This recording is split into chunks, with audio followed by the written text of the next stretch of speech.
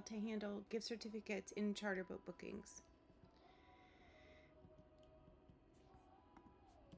So our training agenda is, what are your terms and conditions? What do you give to the customer? How do I create a coupon code? How does the customer use it? And what do I do if the customer calls me to book? So the first thing is, you must have clear terms and conditions. So do your gift certificates expire? What if you go out of business? Are they refundable? So these are the big questions that you want to answer for yourself, and make sure that those are very clear on your website terms and conditions. And when the customer calls you to buy a gift certificate, make sure that you go through these things with them on the phone before you sell them the gift certificate, so that there's no misunderstanding down the road. So you want to have a PDF image, something that looks nice and branded, to give to your customer. So you can either have PDFs of this and, write their information in the blanks and then email it to them. Or you can also go to Vistaprint or something and have some postcards printed and just write it in on the prints and give them the print, or mail them a print. So if they want something that they can give to their person that they're gifting it to, and wrap up, you can give them the print. Otherwise, they can print it themselves if you email them a PDF. But that artwork must have on it the email address that the coupon code will be associated to, the coupon code itself, and the issue date. So you want to make sure it has blanks that you can fill in for those items.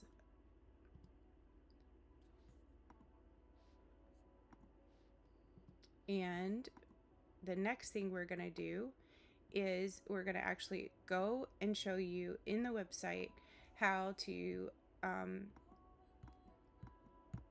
me get back to my agenda. So how do I actually create the coupon code? So when you're on your website and you are logged in, you would either go through the dashboard to marketing and coupons, or you're going to go through the front end of the site and just drop down and hit coupon. Once you do that, you want to give the coupon a special code. So let's say your customer's first initial and last name, and the date that you issued the coupon. And then you want to give it a description so you remember why you gave out this coupon code. Because you can use these coupon codes for anything. You can use them for a refund. If you don't want to give a refund, but you offer store credit, you can issue these for store credit. And you can put down here, gift, you can put down here, gift certificate for daughter. Or you could, in the case of a store credit, say store credit for booking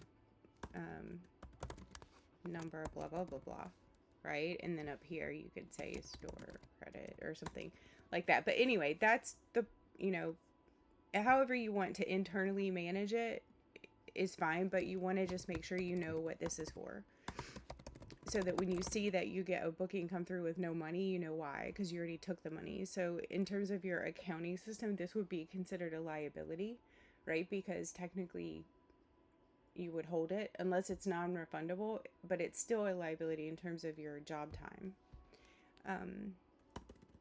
Gift certificate for daughter Jenny.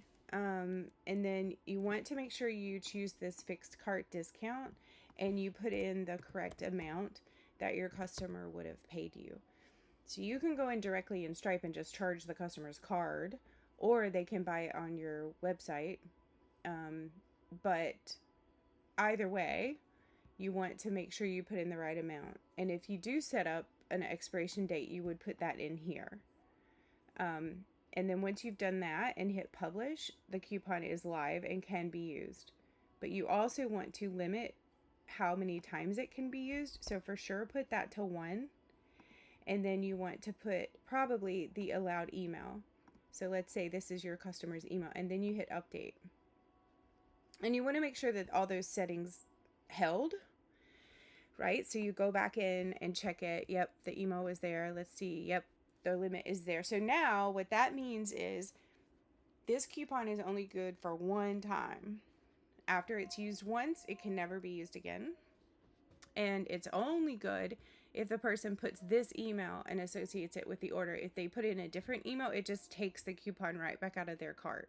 And I'll show you that when we move on to the next slide, which is essentially how does my customer use the coupon code. So I'm going to drag down this incognito window into the video so that you can see, okay, well now we're not logged in. I'm pretending to be the customer, and I'm going to go on and try to book a charter using my new coupon code, that my new gift certificate that I got for Christmas or whatever. So I want to come down on Thursday the 16th and use my 2 tickets. And I would put the coupon code in here. So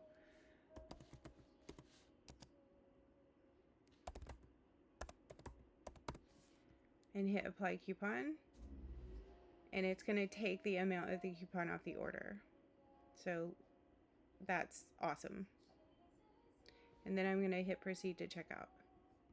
And once I do that, I'm going to put in an email that doesn't match the coupon code.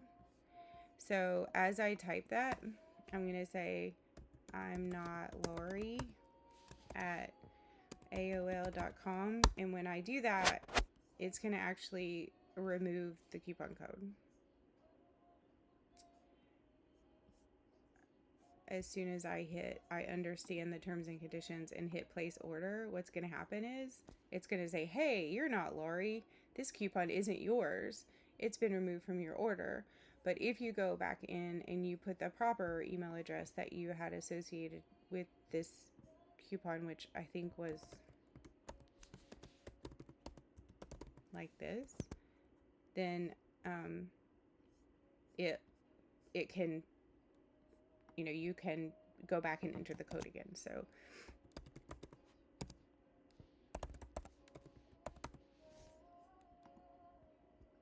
and it says, hey, it worked because your email matches. And then you hit place order and the customer will check out as normal. You can see that it zeroed out the amount, so they don't actually have to place.